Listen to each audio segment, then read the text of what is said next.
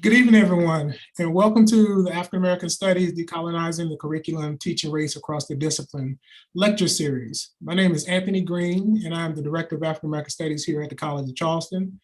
On behalf of the African American Studies programs, I want to welcome you again to the Fall 2021 speaker for the Conseula Francis Emerging Scholar Lecture.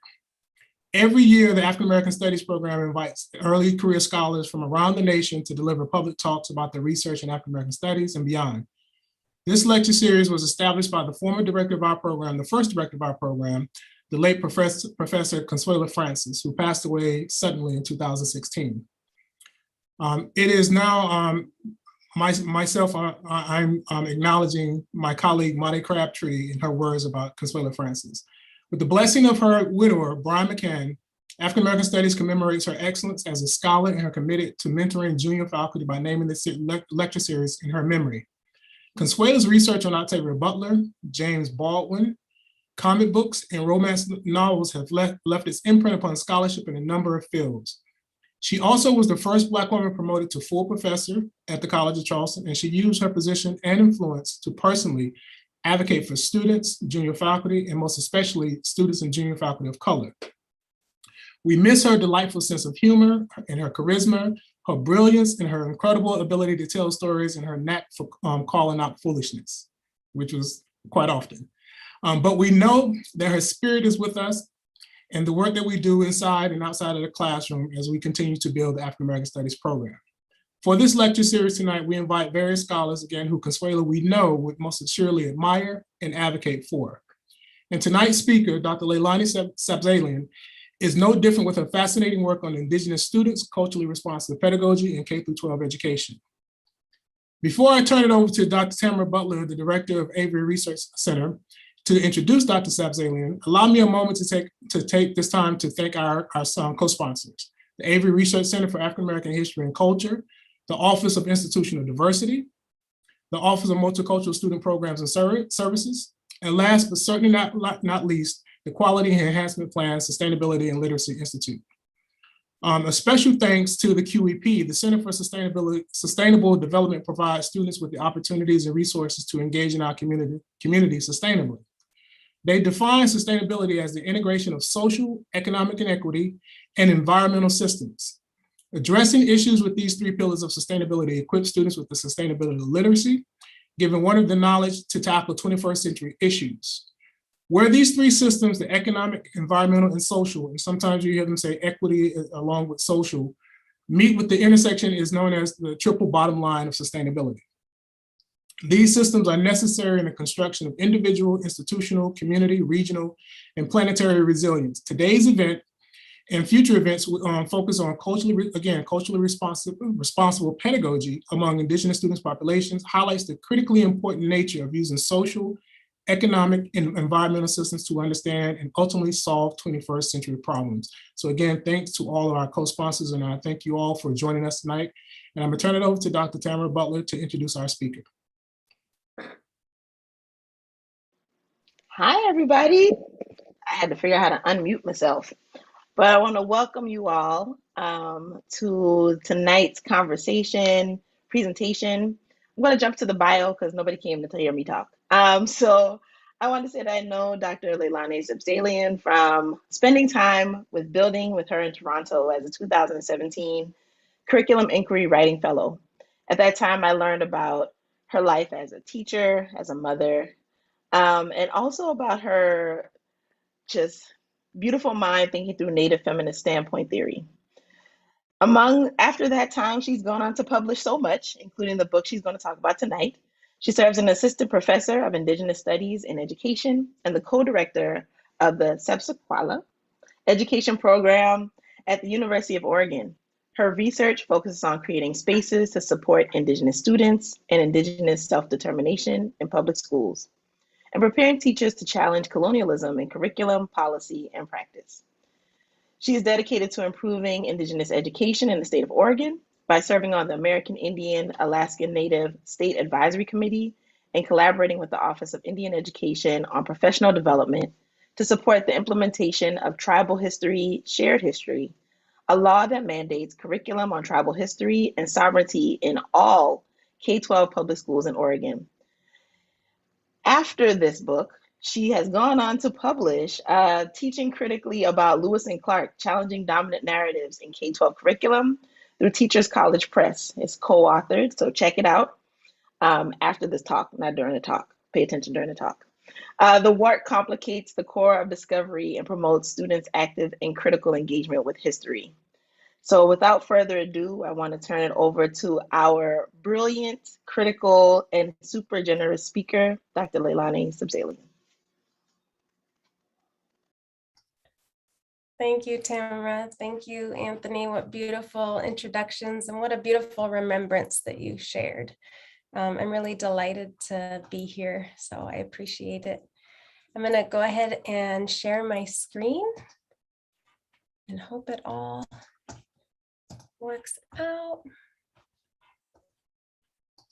Are you seeing it?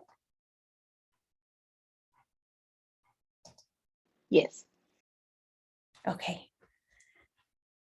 So, Chamai, hui Lelani Sabzalian, Oregon Mislushleanga. My name is Lelani Sabzalian. I introduced myself in Alutiiq, which is our language. My family is from Chignik, Alaska, though I was born and raised in Eugene, Oregon. I'm really grateful to be here today to speak with you, and it's such an honor to be a part of the Conseula Francis Emerging Scholar Lecture Series.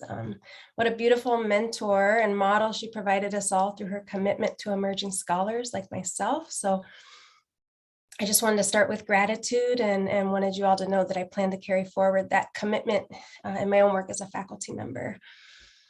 So I'm speaking to you today from Kalapuya Ilihi, which are the homelands of Kalapuya people, many of whom are now citizens of the Confederated Tribes of Grand Ronde and the Confederated Tribes of Siletz Indians. And I'm sure that, many of you know on this call that we must do more than simply acknowledge the Indigenous peoples and lands where we are, right? These land acknowledgements are expressions of respect, positionality, and diplomacy, but they also should be accompanied by lived and actionable expressions of relational accountability. So land acknowledgements must work to actively support the self-determination and sovereignty of Indigenous peoples of the places in which you are. So today I'm going to talk about some of my research, which reflects my attempt to support and affirm the sovereignty and survivance of Native youth and families in my area. I'll touch on different dimensions of sovereignty in my talk today, as sovereignty is a complex and contested term for Indigenous peoples like me living in diaspora, right, away from our homelands. We often embody our sovereignty and our nation building because, like Leanne Simpson tells us, our nation building starts at home, right, with our family and our loved ones, because our homes are the microcosm of our nation. Those are her words. But living responsibly in diaspora also involves relational accountability to the nations and peoples and lands in which we live. So I'm going to try to share with you how I reflect and express those responsibilities in my work. I also plan to share with you today stories of survivance, a few of which I'll share excerpts from my book. And survivance is a concept that I borrow from White Earth Nation scholar Gerald Bisner, that highlights the everyday ways Native youth and educators creatively assert and negotiate their presence and negotiate the colonial dynamics of public schools.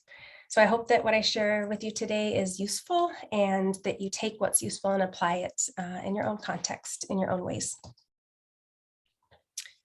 So to highlight sovereignty and survivance in education, I'm going to share an excerpt from my book, Indigenous Children's Survivance in Public Schools.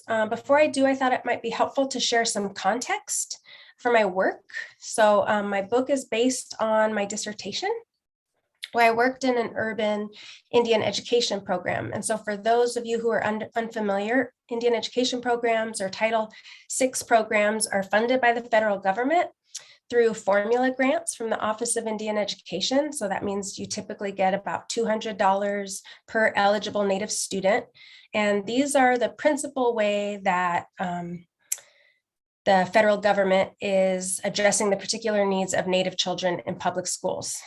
These programs are intended to supplement and not supplant general services and supports for Indigenous students. But then when you look at how these programs are described, I'll just share some quotes here. Each program, this is from the Office of Indian Education, is designed to address the unique cultural, language, and educationally related academic needs of American Indian and Alaska Native students.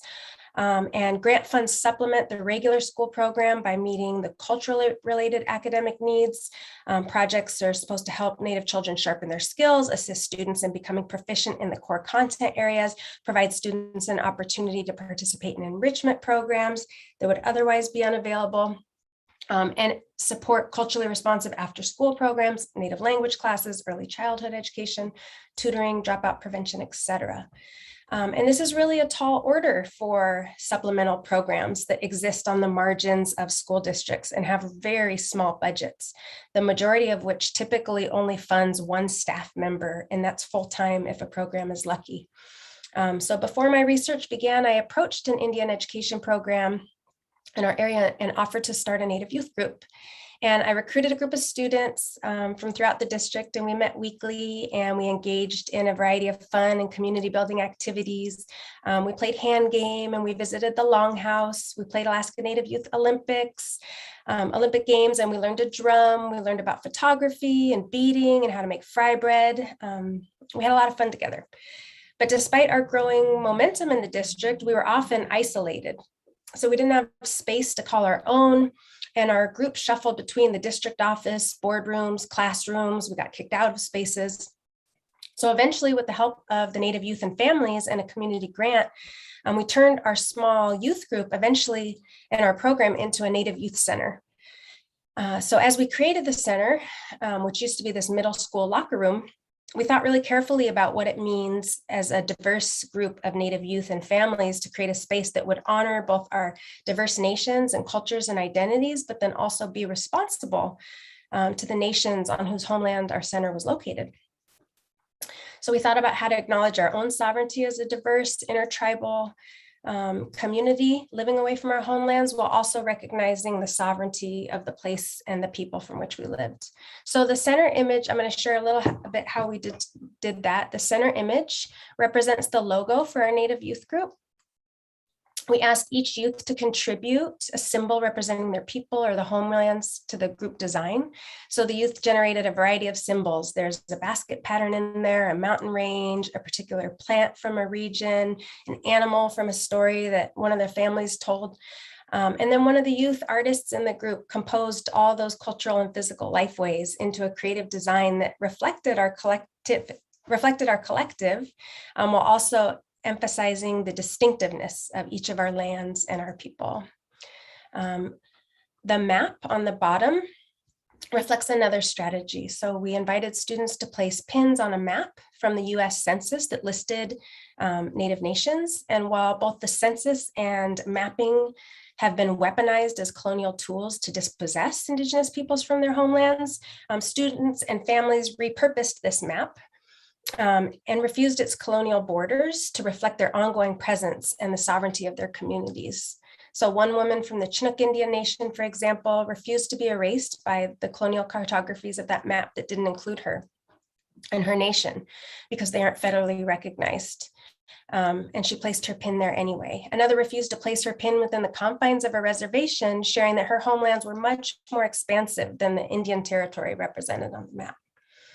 To recognize the nations upon whose homelands our center was built, we invited a tribal historian, Dr. David Lewis from the Confederated Tribes of Grand Ronde, who helped us create informational posters about the nearby nations, as well as the image you see up there of the Willamette Valley Treaty, to remind everyone who entered the center that they were on Indigenous and treaty lands. And again, treaties have also been weaponized as tools of dispossession. But for us, acknowledging that the center was on treaty lands was an embodiment of Indigenous diplomatic protocols of respect. And then finally, the floor that you see on the bottom right reflects the deliberation and diplomacy of our diverse Indigenous community coming to understanding. So the design symbolizes the lands and waters of our area, including the coast, the valleys, and the mountains. And although the design might not outwardly appear kind of native, particularly in contrast to the medicine wheel design that was initially proposed for the center, Materialized in the floor were our community efforts to respect differences, to generate consensus, and to work together in a good way. As Leanne Simpson writes, when Indigenous people use the English word sovereignty in relation to our own political traditions, we use it to mean authentic power coming from a generated consensus and a respect for dissent, rather than sovereignty coming from an authoritarian power or power over style of governance. So that's a little bit about our community work, and I was really proud of this community-based work. As a collective, we were forging what Shanina Lomawaima and Teresa McCarty call zones of sovereignty. So these are, quote, windows of opportunity for Indigenous education that we created by chipping out spaces to express our indigeneity within institutions that are controlled by others. So using their language again, we were carving out space to express and be Indigenous on Indigenous terms.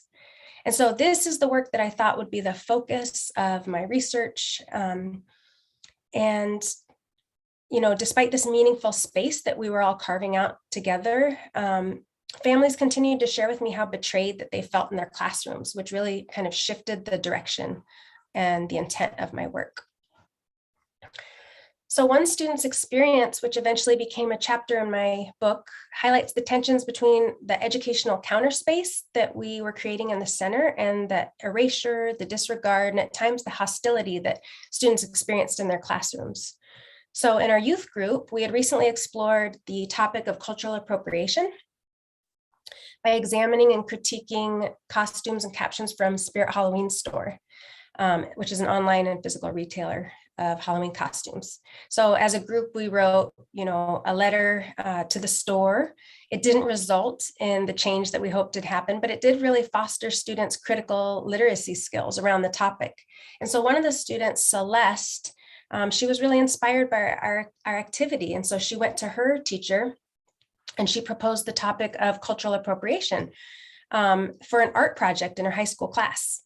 And despite the fact her course was called Social Injustices, and the explicit directive from her teacher to choose a particular injustice as the focus of her art project, Celeste's idea was met with resistance by her teacher. Her teacher didn't understand, quote, what the big deal was. The teacher responded to Celeste that she was Irish and it wouldn't offend her if people dressed up as leprechauns. And her teacher also suggested that Celeste focus on something more important, like women's issues, unable to make the links between cultural appropriation and the dehumanization of Native women. So reflecting on her experience, you know, Celeste told me she found it interesting that as a Native student, you feel like in history class, they get it right, but then when you come up on a present day concern, it's dismissed. And, you know, with regards to her project, she said, I just finished my assignments for a grade and laughed at the fact that people support freedom of expression until you're expressing something that they don't want to hear. So Celeste eventually did finish her art project on cultural appropriation that she proposed, though it's important to note that she completed it on her own at a summer bridge camp for Native youth that I taught at later that summer. Which is to say she pursued an idea that mattered to her, but this wasn't with the support of her teacher. It was in spite of her teacher. So this story is one example of the tensions that I experienced in my research and that kind of drove my path. So I recognized the need to ensure mainstream teachers were better educated around Native studies. It was these teachers that Native students spent the majority of their day with. And as I began to think about my research, I realized it was not enough to analyze and celebrate and critique and refine the kind of Indian education programs that I was working in. I also needed to pay attention to what the work of resistance and transformation would look like outside of those spaces, outside of our counter spaces. I had to challenge what Quechua scholar Sandy Grande calls white stream education, and figure out how to hold all educators responsible for Indigenous education, even if there were only a few or even only one Native student in their class. As Mike Charleston wrote in 1992, the odds are overwhelmingly against lonely and isolated Native students fighting for survival of their Native cultures, languages, and tribal identities. And when I was doing my research on Indigenous education, the most visible programs of research on Indigenous education in K-12 schools take place in reservation schools, on tribally controlled schools, or in schools with large numbers of Indigenous students. But the majority of students attend public schools, over half of which have small percentages of Native students. And these are called low density contexts. So in low density contexts like ours, Native students aren't often viewed as a, quote, statistically or demographically significant population. And when Native students are thought about in our area, there's a tendency to think of Indigenous education as, oh, that's what happens at the center. That's what they do at the Native Youth Center, not the responsibility of each and every teacher in the district. So my research was trying to draw attention to this erasure of Native students and the erasure of educators' responsibility to serve them. And I use this asterisk here to exemplify this erasure, the symbol that says you're too small or too insignificant to notice or to count. And this particular asterisk comes from the book Beyond the Asterisk by Heather Schott and Shelley Lowe and Stephanie Waterman, and is brilliant. I highly recommend it. So I felt a responsibility to pay attention to Native students' experiences in these schools, to bear witness to them. And I paid attention to this context because ignoring it felt like another form of erasure, right? Another form of land theft, but this time it was ceding the rest of K-12 schools to settler colonial schooling that would erase and ignore our children. So each and every Native student in public schools is precious, even and perhaps especially when they're the only one in a classroom. And so the focus of my research and eventually my book shifted away from the Native Youth Center and instead on the everyday ways that Indigenous youth and families creatively navigate the colonial context of public schools. So again, I draw on White Earth scholar Gerald Visner and crafted survivance stories. So these are stories that attend to the colonial context of public education and educators and youth survivance within them. So survivance is a term that combines the words survival and resistance to describe Native people's, quote, active resistance and refusal of colonial dominance. But survivance is more than either of those two terms alone, right? Survival is more than just hanging on by the skin of our teeth. And it's more than just digging in our heels and resisting. That's from Watanabe.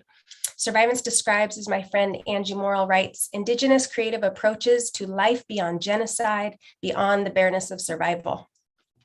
So the cover of my book, which I love so much, was created by Odo and May, which are two high school students who are Shoshone, Bannock, Blackfeet, and Apache. And I just think it's a beautiful expression of survivance, right? In public schools in which Native students are few in number, they assert their presence as Indigenous students. They created this piece to incorporate their culture and education with a twist, they said, to offer and to inspire other Native kids to pursue what they want. So survivance storytelling was my way of intervening into those colonial dynamics of education that I was witnessing, documenting the racist and colonial dynamics that Native students and families were navigating, while also recognizing the nuanced intelligence and courage and artfulness and survivance that they employ as they navigate those processes. Survivance stories are a way that I am trying to speak to Indigenous students and educators to let them know, like, I see you. I see what you're up against. I see your power. Linda Tuai Smith has written that what is more important than what alternatives Indigenous peoples offer the world is what the alternatives that Indigenous peoples offer each other. But because Indigenous children and their education is often at the mercy of non-Indigenous educators, survivance stories are also designed to educate and enlist all educators in countering colonialism and teaching in ways that support Indigenous students, Indigenous struggles for self-determination and sovereignty in public schools. So before I want to move on, I want to highlight that survivance is helpful for me because it's rooted specifically within Indigenous traditions of resistance and creativity, but survivance resonates with other theories and perspectives on community, on resistance, and on how we think and write about and talk about and teach about our communities and our own lives. In her framework for abolitionist teaching and its links to anti-racism, for example, Dr. Bettina Love talks about the necessity of recognizing and affirming and teaching about Black joy. Professional development and curriculum focused on anti-racism cannot just be consumed with Black people's pain and trauma, she writes. That's not anti-racism. That's a class on power, privilege, and violence. So for Dr. Love, true anti-racism must encompass, as the quote here states, Black people's lives, art, music, histories, and cultural means of resistance, survival, abolition, and Black joy. So I draw on Indigenous traditions of resistance in my own work, thinking on how damage-centered narratives taught about us, or on how to better serve Native youth, particularly given the one-dimensional and damage-centered narratives that harm our communities. And that comes from Eve Tuck's work on damage and desire. But embedded in each of our communities are traditions of resistance, like survivance, like Black joy, that are rooted in the intelligence and ingenuity and tenacity and creativity of our ancestors. So to give a sense of my approach to storytelling, I thought I could share an excerpt from one chapter. This is called Pilgrims and Invented Indians. And so in this story, I describe the experience of a young child, Zeke, who is 7 years old, and he already has a critique of the knowledge offered to him by his teacher and the ways that he was treated by his peers. So I'm going to read you that excerpt real quick.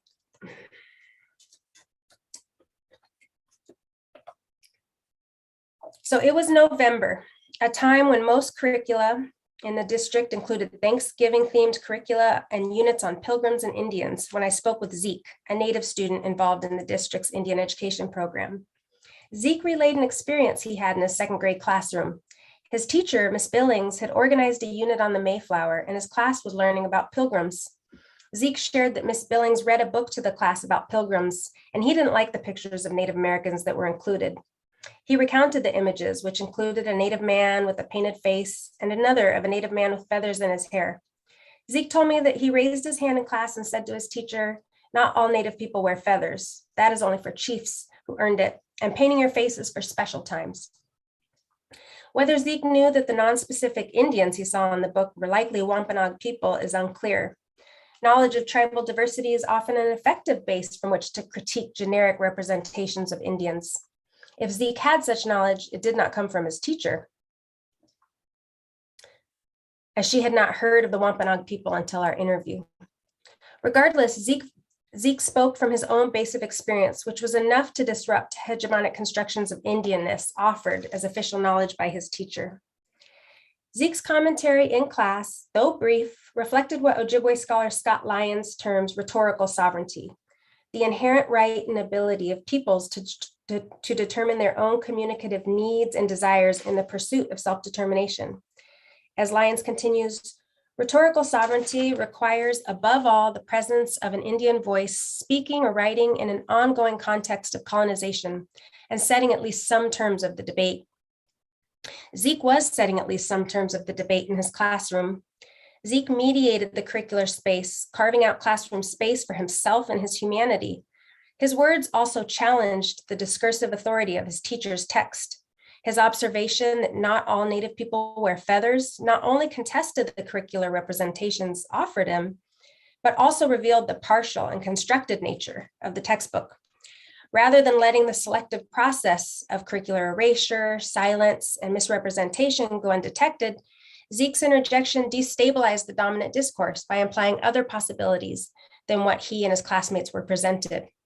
At the age 7, Zeke was probably not aware his words were doing all this work. When I asked Zeke why he chose to speak up, Zeke commented that he just didn't like the pictures. For Zeke, the images of the Indians in the book must have been a stark contrast to his daily experiences with actual Native people, who looked, according to him, just normal.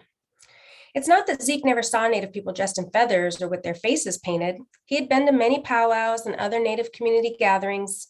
Zeke's comment that feathers are earned and painting your face are for special times suggested that he understood those aspects of the pictures as more than inherently stereotypical markers, and instead part of a cultural and community context in which those items have particular meaning. I also learned that Zeke had a particular distaste for the word Indian, a referent repeated throughout the book. It's not that Zeke had never heard the word Indian either. Indian was frequently used in the Longhouse and Native community Native community, and the Title VI program Zeke was involved in was often called the Indian Education Program. Yet for Zeke, the word Indian also had negative connotations. Perhaps it was because his family primarily used their tribal affiliation or the word native, or because the Indian education program, despite its official title, frequently used native in its programming, like Native Youth Group, Native Youth Center. Either way, Zeke didn't like that the book the class read that day used the term. He said, "I don't like being called an Indian. I'm not an Indian. I'm a Native American. It's like being called a girl gets annoying because of his long ponytail. But being called an Indian gets really annoying. Being called an Indian kind of messes with who I am. They use Indian and make them look not smart. And I'm Native American and I'm smart. So when they call me Indian, they're kind of trying to say that I'm not smart." At the age 7, Zeke had already experienced and could detect a hostile climate, one in which people try to make Indians look not smart. But Zeke wasn't a victim. Zeke saw himself as Native and smart, but he didn't identify with the Indian who, quote, kind of messes with him. Zeke's rejection of the term Indian was an act of self-care, mirroring a similar act by James Baldwin, who relayed it in a reflection on his own upbringing in a hostile climate. He said, quote, "In order for me to live, I decided very early that some mistake had been made somewhere. I had to realize when I was very young that I was none of those things that I was told I was. I was not, for example, happy. I never touched a watermelon for all kinds of reasons. I had been invented by white people, and I knew enough about life by this time to understand that whatever you invent, whatever you project, is you." Like Baldwin, Zeke rejected the imposition of this invention. He didn't identify with the ways he felt some people were trying to make him look and feel. Zeke's comment reminded me of someone else who had a particular distaste for the word Indian. Anishinaabe scholar Gerald Visner states, "My argument about Indians all along has been that we have to just change the name, the actual language of reference. Leave the invention of the Indian to the people who created it, and then we can easily humiliate them for their silly behavior. They invented an Indian, an image that makes them feel good. They invented a name, which in my view has nothing to do with natives. I came after that invention, and that invention is not me. I'm a young person. I'm not obligated to all that stuff. I didn't participate in it. I'm not an invented Indian." So like Visner, Zeke was aware that Indian in the book was a simulation. Such awareness reflects the double consciousness, or the sense of seeing himself through the eyes of others, that Native students often have as a result of navigating society's misperceptions. Zeke's teacher, lacking such an awareness, unwittingly reproduced invented Indians as curriculum and negatively impacted Zeke's educational experience. As with Visner, names and language for Zeke were also a site of resistance. When asked what he prefers as a self-referent, Zeke said his tribal affiliation. I don't share these because there's often only one or two students of the particular affiliation. So he would say his tribal specific name. So he shares his tribal affiliation, or he liked Native American. Zeke told me another story, however, that indicated he had already understood that the issue was much more complex than semantics, more than a matter of merely swapping terms. Here's a quote from him. "My teacher one time asked the class, 'What do you do when you have a problem?' And I raised my hand and I said, 'I try to fly high above my problems like an eagle.' And the girl next to me said, 'That's such an Indian thing to say.' So I guess if she had said that's such a Native American thing to say, I'd feel a little better, but not really." Zeke understood that his peer was communicating more than the particular word she chose to use. Whether she said Indian or Native American, Zeke recognized he still wouldn't have liked what she was trying to tell him. Zeke's awareness and experiences complicates one of the first questions that I'm often asked in professional development and teacher education courses that I offer. What is the appropriate term to use, Native American or American Indian? And of course, educators should seek out respectful terms, which likely include the names of specific tribal nations or bands within their region, while also recognizing intergenerational or cultural diversity of usage. Educators should also appreciate the political and social significance terms like Indigenous, Native American, or American Indian can wield as they attempt to address a base of collective experiences with respect to land and people and colonization. However, they should also recognize the inadequacy, even the risk inherent in any term that collapses the rich geographic, political, linguistic, cultural, and spiritual diversity of Native people. Zeke may not have recognized all of this at age 7, but he could detect the complexity of a context in which a semantic swap would not have redressed the harmful dynamics he experienced.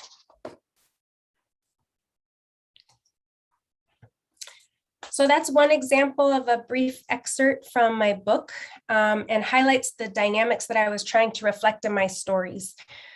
So in this case, a 7-year-old's courageous negotiations of the colonial context of his classroom, context in which he has to navigate the erasure and disregard from his teachers or from his curriculum or from his peers, a context where students often have to carve out and mediate curricular space for themselves and often educate their peers and teachers in the process. And so my stories are also intended, as that one shows, to intervene into the ways educators in this context often narrowly view Indigenous education or culturally responsive education for Native youth. So teachers I work with often want to know, what is the proper term? They want a bulleted list. They want an answer, a simple answer to the quote Indian problem in education. And so my stories speak back to these desires for simple answers or for bulleted lists of best practices, in part because colonialism often places us in a variety of conundrums, which are times and efforts when our approaches simultaneously hold promise and also create new problems. So another example, in one story, an administrator tried to create an event for Native Heritage Month at her elementary school. And this effort was really important, given that it had never been recognized in the school's history. The principal worried about doing a tokenizing activity for Native Heritage Month, but then also felt like doing nothing wasn't an option. And so she contacted a Native dancer to come perform at an assembly. So in this story, I read the contradictions in the performance. This is a performance that instilled pride in the few Native students I witnessed at the assembly. This was a performance that exemplified and embodied critical pedagogy and sovereignty and the survivance of the dancer who performed for the children. And the dancer was funny and mediated the way they would be read, anticipating stereotypes and countering them very smartly. I don't think smartly is a word. But this was also a performance that did little to interrupt the way that the colonizing way that many of the non-Native students interpreted the dancer, which was evident in the clapping and chanting by some students as the dancer came out. An Indian is coming, an Indian is coming. Children were shouting and clapping. And so in this story, I try to make visible this continuum that Native people are often positioned on, which is this continuum of invisibility or really hypervisibility. It's a continuum of erasure or caricature that often mediates how we are read and often disregards our own intentions as we embody and express our cultural traditions. And so in this story, I was careful. It's not a critique of the Native dancers who perform at such assemblies. This is often healing and vital work for us, right, as we reclaim and embody our traditions. But it's a critique of educators' reach for Native dancers and Native performances when those efforts aren't also made in concert with deep critical and reflexive work required in order for students and teachers to recognize those dancers as expressing the brilliance of their communities and their cultures, rather than viewing them as exotic kind of objects of entertainment and curiosity. And in this and other stories, I also questioned educators' reach for what Shanina Lomowaima and Teresa McCarty call safe and non-threatening expressions of indigeneity. So in contrast to the zones of sovereignty that I had shared a few slides ago, the spaces, they also talk about the safety zone, right? Which is a space that delimits and domesticates Indigenous cultural difference, allowing safe rather than what are perceived as dangerous expressions of indigeneity. So for Native Heritage Month programming, inviting a dancer to perform at an assembly might make the students and educators feel good. They did something, right? Everyone's happy they get to witness a performance. Whereas inviting a tribal chairwoman who speaks about leadership in her government and reminds students and educators of their tenuous claims and relationships to land and place would be a more uncomfortable and disruptive and perhaps even a dangerous form of difference to educate students about during Native Heritage Month. So taken together, that was just kind of a glimpse of some of the stories in my book. Taken together, the survivance stories in my book are hopefully an intervention into the erasure that Indigenous students experience and an antidote to the deficit narratives that too often frame their lives. So my aim was to document and intervene into the dynamics that youth and families were experiencing in a way that affirmed their experiences, while also prompting reflection and discomfort and growth and action on the part of educators. Survivance storytelling is also my attempt to engage in a practice of critical and responsible storytelling in my own context, and to understand the ways that colonization, racism, and power surface in my own backyard. So I want all educators to see themselves as responsible for Indigenous education. And this quote from Sabina Vaught really captures this for me. "It should not be an accident or a stroke of good fortune," she argues, "that a Black or Brown or Native child receives a good education. It should be a systemic and structural guarantee." And so these stories are my effort to hold public educators accountable for making that guarantee a reality for Indigenous students in K-12 public schools. So while I'm still involved in and support the Native Youth Center that we formed, I am now also blessed to work alongside Dr. Michelle Jacob from the Yakama Nation and lead an Indigenous teacher education program in which we work together as Indigenous educators and students to put Indigenous education at the center of our work. And so I'm finding in this work too, Survivance has been a very helpful frame. So the university context in which we work is also colonial. And just like the K-12 Indigenous students I work with, the future Indigenous educators I work with also creatively navigate the colonial dynamics of higher education with courage and with wit and with humor. They too engage in practices of survivance. And so in my work now in Indigenous teacher education with future Native teachers, I'm starting to think about how they can share survivance stories in their own K-12 curriculum and teaching, how they can write survivance stories to share with their students, how they can support students to write their own survivance stories. And stories of survivance are everywhere, including in the history of our program, which we share with students every year that they enroll. So our program in 2002 began because the vision and dedication of Indigenous educators, community members, and faculty allies who secured federal grant funds to support Indigenous students to become teachers. But by 2005, Native students were fed up with the continual disrespect and disregard they experienced in their programs, and that was dismissed by leadership. And so the students organized and advocated and protested for changes, massive changes, which they successfully secured. New faculty lines, processes for community input, new coursework, a complete overhaul of the ways teachers were prepared program-wide. So all of us benefit from the organizing and advocacy of those Native students. And their story is very much one of survivance, an assertion not only of resistance, but of their presence and their space making and the ways they embodied the continuity of their values and their visions for education that they deserved. And so this tradition of resistance continues. And again, I learned so much from Dr. Michelle Jacob through this process. So on the left-hand picture, we have a dedicated space for our program, which Dr. Michelle Jacob advocated fiercely for during her job negotiations. She leveraged her negotiations not just for her personal benefit, but for our students and for our community and for space for our program. And so it is a small space, but it is mighty and it is our own.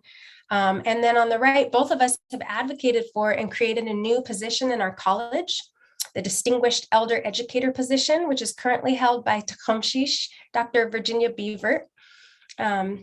The academy in which we work values particular types of knowledges and credentials. And Tecumseh actually has her Ph.D. Because she herself is such an incredible advocate for Native languages and such an advocate for Native students. But our goal with this position was to communicate to our students and to our college that we value other knowledges and experiences, and we need to create space for those, particularly those of elders. And so she has joined our program, and she works with our future teachers, and we hope with them being in a deep relationship with an elder, they will create space for elder knowledge to be valued in the K-12 classrooms that they will soon leave. So these are survivance stories that students learn to situate them within a legacy of survivance that has shaped our program, our Indigenous teacher education program. And so these stories that I'm sharing with you, let's see. show survivance stories artfully navigate conflicting futurities. So here I'm borrowing from a Dene colleague of mine at another university, Holly Kulago, who writes so beautifully about the survivance stories of Indigenous teacher candidates that she works with at her university.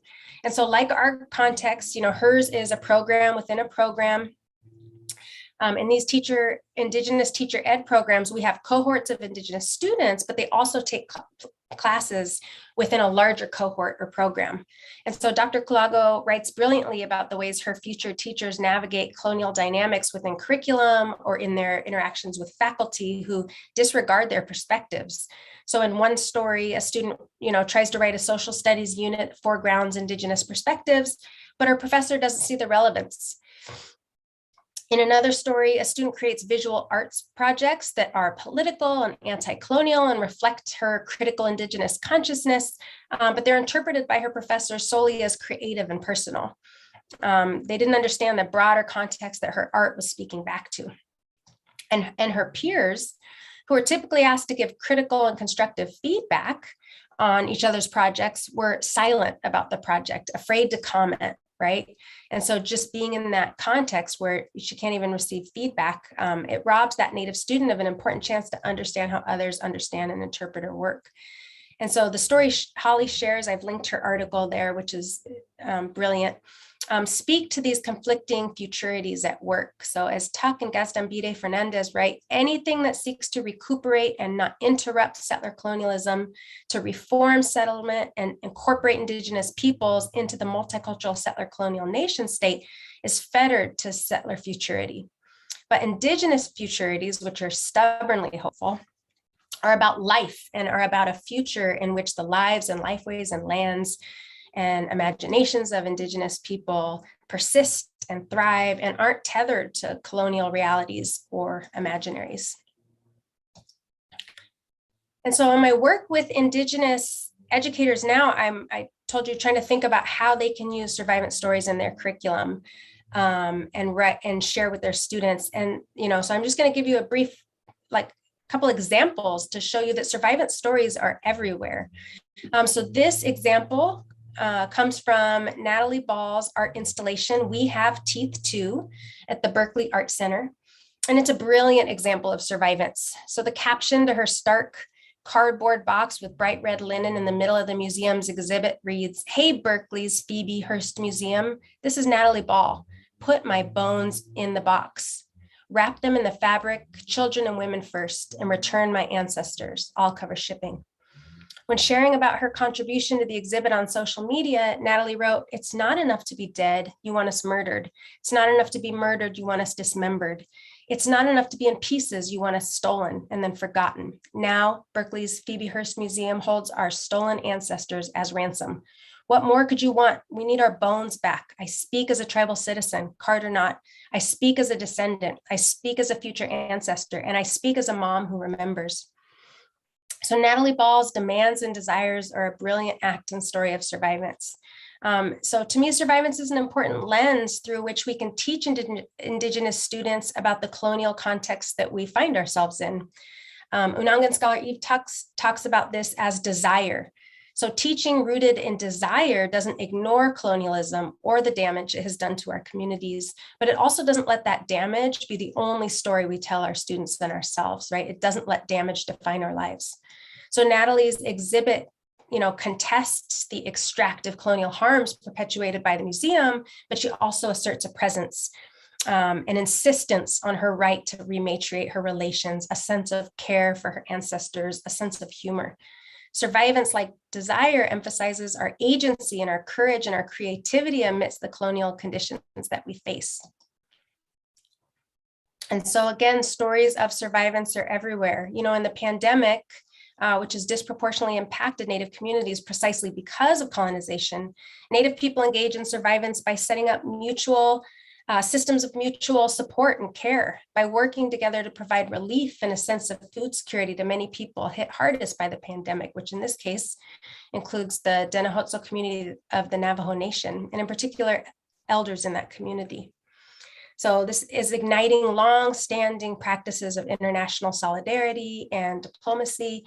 Native communities have been looking to and supporting one another. So students should learn about these survivance stories amidst the pandemic, these collective acts of care and mutual aid that Native communities are offering one another. Another example, because survivance stories are everywhere and reflect this inherent, long-standing and ongoing sovereignty and survivance of Native communities. So Native civic action has always been international. Native people have this long-standing practice of forming mutually respectful and reciprocal alliances with other nations. Native nations look to one another for support. Leanne Simpson talks about this as Indigenous internationalism, and it continues today. So here's a grassroots effort by the Navajo and Hopi nations, right, who work together to protect and distribute resources to those most vulnerable in their communities. So students should learn about this genealogy, this legacy of Native solidarity, sovereignty, and survivance, and how they're expressed today. So stories of survivance are everywhere. Here's an example from Stormy Perdash, Native youth who holds the title of Miss Shoshone Bannock, and as many Native youth do, also engages in leadership and service and civic action. So Stormy is just one of many examples of Native youth who created masks to distribute across the US, in this case, over 1,000. And it's a way to embody and exemplify the generosity that Native youth often express in hard times. So Native survivance looks like the countless creative virtual hubs that Native educators created to maintain connections to one another despite our isolation. This is a clip from my friend Hannah Scholl. She's an Alutiiq culture bearer in Kodiak, and she hosted virtual culture camps as the physical one had been closed. So this space, like so many others, there was the Think Indigenous online platform, is such a beautiful expression of Native networking and community and survivance, asserting a presence in the virtual and digital world. Stories of survivance are everywhere. It looks like Native survivance looks like solidarity with other communities. In this case, the solidarity expressed by jingle dancers in Minneapolis at the site of the George Floyd Memorial, who held a jingle dance ceremony as a form of remembrance and to promote healing and solidarity with the Black Lives Matter movement. And of course, Native survivance is expressed by Black Indigenous people who continue to assert their presence as Black and as Indigenous. I learned so much from the Native students on our campus who continually carve out space for themselves in a context that erases them and disregards them. On our campus, students have been making important connections between the struggles for Black and Native lives, which again, for some Native students, are one and the same. So this is Lofanatani. She's Modoc and Klamath and Black and Tongan, and these struggles are one and the same, right? Support for Black and Native lives for her. So the pioneer statues were taken down on our campus, not by Lefani herself, and our president had a task force about what to do with them. And I wish that the president would have listened to Lefani, who shared that the pioneer statues do have utility for us, but not in the way that the university imagines. I smile every time I think of this photo. I smile thinking of her asserting her Black and Indigenous presence in a university that's built in a state founded on Black exclusion and atop Indigenous homelands. So Native students entering university should hear these survivance stories, because I believe learning and sharing and circulating stories of survivance creates space for students to create and enact their own survivance. So I'll share one last survivance story with you. Universities are often sites of erasure and harm for Native students. And because of this, many students we work with on campus spend a great deal of time contesting their experiences of colonialism and racism. And this work can be really depleting for them, even as they help create a context that's more affirming for them or for the students who will follow them. So this is from 2014 when I was working on campus as a Native retention specialist alongside my friend Angie Morrell. We created an award ceremony at our longhouse where each year we met to recognize one another and value each other's contributions, however small, to our campus community. So some students are nominated for their academic success, some for having completed that incomplete that was hanging over their head, Community members and elders are nominated for showing up each week and bringing food to potluck and supporting students. So the awards were not rooted in competition or scarcity, but abundance, because our ability to see and value and support and cherish one another does not need to be scarce or competitive. It can be abundant. And so our friend Stephanie Tabibian updated this award ceremony to feature Native artists on each of the awards. And so this one was done by a Dene artist, Jacinta Stanley. And she created this award called Strong Stock.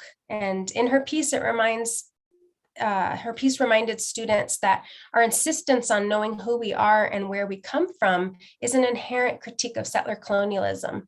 So she let students know that our lands and our lifeways and our ancestors are always with us. They are always here for us. From our work with some of the students, we knew that students didn't feel confident or connected to who they were or where they came from. But Survivance is generous and generative, and Jacinta shared her knowledge and her teachings. And so while some of the students gifted this piece understood the line, "You are a corn stalk, a strong stock," to be true already, others needed to hear it. They needed to learn this teaching, maybe even repeat it and tell it to themselves for it to be so. And so Survivance as a concept and practice is elastic like that. Sometimes we have to speak our strength into being. So Survivance stories can be whispers that we tell ourselves. So telling one another that we recognize each other's power is both an expression of survivance and a way to engender more survivance. So survivance is abundance and practicing this fierce kindness and a belief in our people and our culture and our futures.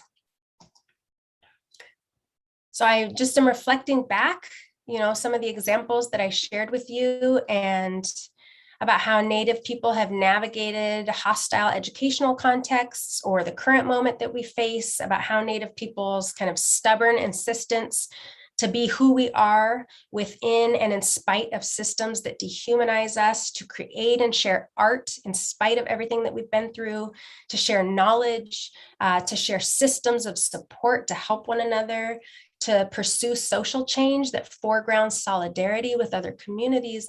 I think of all these survivance stories and think, who wouldn't be proud to be Indigenous? Look at us, look at our people, look at our creativity, look at our brilliance, look at our resourcefulness. And so I want survivance stories to become part of what teachers share with Native students, because Native children deserve to know that their people are brilliant, that their people are sacred and strong and resilient, a refrain from the Strong Hearts Helpline, which speaks to the colonial context in which we enact survivance, right? A very stark reality in which many Native youth that we work with may not even survive.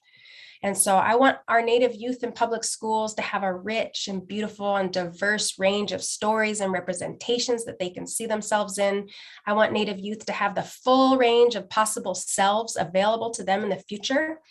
As Emma Elliott Groves and Stephanie Freiberg write, in the face of cultural invisibility and widespread negative stereotypes, the attempts of young people to build healthy identities for themselves can be compromised or completely thwarted. They cannot find ways to connect the narrative thread of their past and present with their possible futures, which are effectively foreclosed. And so I believe that witnessing and telling and sharing a diverse array of survivance stories to Native youth is a way to counter this erasure and broaden the array of possible futures that Native youth can imagine and bring to fruition. I want Native youth to feel pride and dignity in who they are. I want Native youth to feel confident and in their cultures and in their families and their languages and their lands. I want them to know that their languages and lifeways aren't static, but that we have always adapted to changing contexts and that we will continue to do so in the future. And I want non-Native youth to hear survivance stories so that they can bear witness to the brilliance and creativity and resourcefulness of our communities. And ultimately, so that they can become, allies or accomplices or co-conspirators in the work of countering colonialism and defending Indigenous lands and rights and enacting a different future. So I just want to end by situating survivance within a broader research agenda that supports Indigenous self-determination. So storytelling and celebrating survivance are two of the 25 projects posed by Linda Tuai Smith in her foundational book, Decolonizing Methodologies, Research in Indigenous Peoples. And I love teaching her chapter 25 Indigenous Projects because it is so inspiring. It is so motivating and so hopeful. It speaks to all the good work that Indigenous educators and researchers and scholars and communities are doing. And it's a playbook that I just return to again and again. I think her chapter, indeed the book itself as a whole, is a testament to Survivance because it's engendered and created space for Indigenous people to engage in research on our own terms.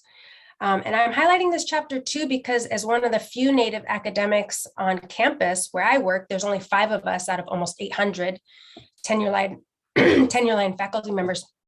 I often feel pressure that my research and my writing serves the need of all Indigenous peoples, all Indigenous youth, all Indigenous students on campus, all Indigenous communities. And I know this is impossible, but viewing my research and writing in relation to this broader constellation of Indigenous research and resistance gives me comfort and hope. So I'm going to end there. I hope that my thoughts on sovereignty and survivance in education have been useful to you in some way. And Kuyana Sinak, thank you very much for listening and for your time.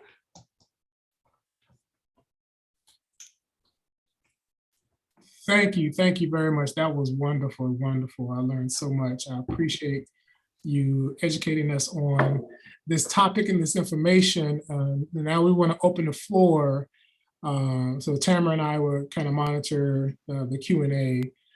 So we're going to open the floor with some questions, if there are any questions. I have a question, and I know there's one other question. So I'll just kind of start and want to kind of frame this in some context at the College of Charleston. Over the last 2 years, there's been a committee putting forth a proposal that is going up for a vote for approval or rejection, hopefully for approval, called the Race, Equity, and Inclusion Requirement, where we're looking to make it a permanent part of the curriculum where students have to take a 6-credit sequence of courses dealing with, again, the topics of decolonizing the curriculum. So race, white supremacy, colonialism, across the disciplines. So this is kind of why the lecture series has become what it is. I wanted to ask, have you experienced, both in some of your professional development or just in your overall approach to bringing forth this content from anyone, colleagues, administration, other people, scholars from other places, more or less, I don't want to say rejecting the work, but finding it will make the point that it's either no room for it, or it takes too much to actually learn this information to add it to their pedagogy. You see where I'm going with this? Like, have you had any type of pushback in that regard to the type of work that you're doing? Yeah, that's a good question. And of course, the answer is going to be, it's a mixed bag, right? Right. You know, I think people, I remember when Eve Tuck had this Twitter thread that she eventually turned into one of her chapters, excuse me, on Indigenous studies and decolonizing education in her book. And she talked about her initial faith that we would, you know, write our ideas down and share them, and that people would take them up and change would happen, right? If we could put Native studies in the hands of people. But then she shared her disappointment, right? That people tend to read extractively, read our work to kind of mine it for insights, read for discovery. And so I have witnessed some of that, where people sometimes read the things they want to hear and disregard what might be considered the difficult knowledges that I'm presenting or the implications. But I try not to focus on those people, because I don't believe that social change happens by investing a lot of time and energy into the most resistant people. And so we've been doing some good work in some of our areas on campus, which I imagine is happening with you, right? You have these kind of brilliant pockets of resistance and mobilizing. And that's in part because you're planting seeds, you're speaking to one another, you're engaging in the work that you want to see happen. I'm heartened to know that a course would be you said a course would be required, correct? 6 credits. 6 credits would be required, and then it would include a focus on colonialism and hopefully Indigenous studies, which is different than settler colonial studies. Because I think that actually we need sustained time and attention given to this intellectual work. I operate in multiple worlds, so some of my work is working with in-service teachers who I have to cram down, knowledge into a 90-minute PD. Right. And they just, they want to know, what can I do tomorrow with my students? And that's a fair concern, right? Teachers have so many pressures on their time. And I think that actually gets echoed by faculty too. So I'm happy to see that there's 6 credits going on, and that there'll be sustained time for engaging in this work, because I think we need the time and space to do that work. Thank you. I also don't know, change in our university happened because of student resistance, because of students speaking out and up against the university. So sometimes change doesn't happen because faculty members enlighten themselves. Change comes in different ways and not how we imagine. In this case, for the race, equity, and inclusion, this came because of student activism. Right? Yeah. And so the committee was put together because students were voicing their concern, or they're being disgruntled with the type of, consistent curriculum that they were getting across the board, not just in general gen ed courses, but just across the board, and essentially articulating that the curriculum is essentially too white and too male. Right? There are more narratives and more stories that could be taught and learned in, again, not just in African American studies, but how are we going to learn about, again, Indigenous populations, Black populations in biology, or in astronomy, or in you fill in the blank. And so it's interesting you say that, because the actual committee was formed out of the activism of students. I always have to remind people that this is not coming from faculty. This is coming from students who are more or less demanding a change that they want to see in their curriculum. Yeah, that's really, I love to hear that, and I hope that's a story you keep telling, because at least in our context, there's institutional memories are short. Absolutely. And so reminding people of the origin of that class is really, including students who are taking that class each time, right, is really important. And just to kind of affirm the students who were courageous and advocated for that type of change, that's what happened in our university. And this preceded my time here, that it was in 2005, but substantial changes were made to our teacher education program. Are we perfect? No, but the pressures that they put have really reshaped the curriculum. So there is now attention to Indigenous studies, to ethnic studies within all of the teacher ed classes. And that would not have come, right, without that advocacy. So I feel hopeful that it was student driven. Absolutely. I think we have one question here from one of the participants, a colleague of ours. What is your perspective on non-Native American people doing land acknowledgments? Yeah. So I don't know, when I think it has to, I wish I could see the person that asked this. Yeah, I think like anything, it can be meaningful. And I think it can be performative, right? I think that I'm working on a project with Dr. Spirit Brooks right now at Oregon State University in outdoor education. And we take about 3 hours to work with all these outdoor educators about land acknowledgments, right? What are the possibilities? Because I think it's actually important to remember that land acknowledgments came about because of Indigenous advocacy. This was a way that Indigenous students and faculty, not to mention it's rooted in Indigenous traditions of diplomacy, right? But on campuses, for example, Indigenous people were wanting to be recognized and acknowledged, but people take it up in ways that strip it of its politics, that strip it from its kind of critical roots and use it as a way to kind of feel good about their work, right? To be performative, to kind of, I've heard people say box ticking exercise. And so we do this workshop with educators about what are the possibilities of that, and remembering that it stems from Indigenous advocacy, but what are the limits, right? Once you do a land acknowledgement, what are the consequences, right? Well, you might feel like your work is done, right? And so how can you engage in a process of embodying that relational accountability?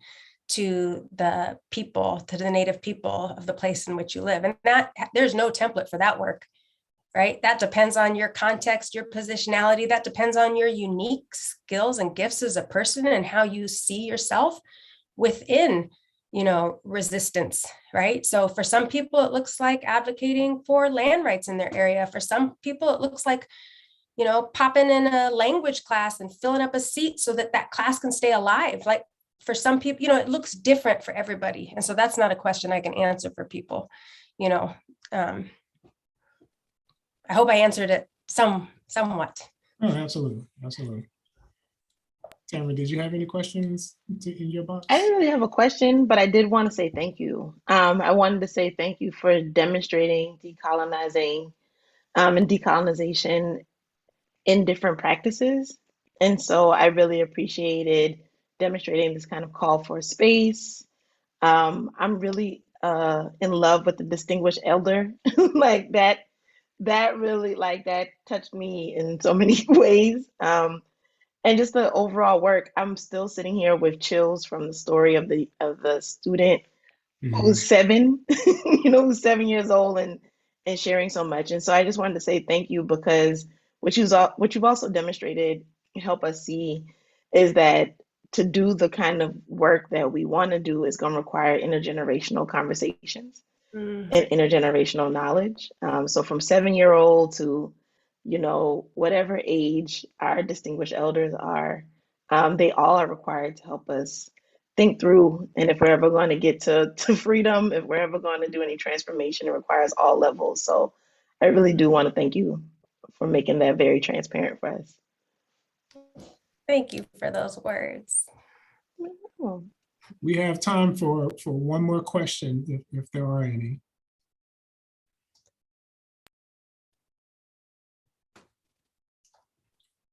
Well, if not, I'll take this opportunity to once again thank Dr. Lelani Sabzalian for spending some time with us to uplift us and educate us on ways to decolonize the curriculum in K through 12. Again, thank you for your time, everyone. I want to bring attention to, this is a lecture series, Decolonizing the Curriculum, Teaching Race Across the Disciplines. Next week, we will have, next week from today, we have another lecture talk and how to decolonize philosophy, how to integrate and interrogate race and racism in the discipline of philosophy. So please join us, look for the flyers, look for the promotion across all social media platforms, the African American Studies, Avery Research Center, Office of Institutional Diversity, and everyone else. So thank everyone.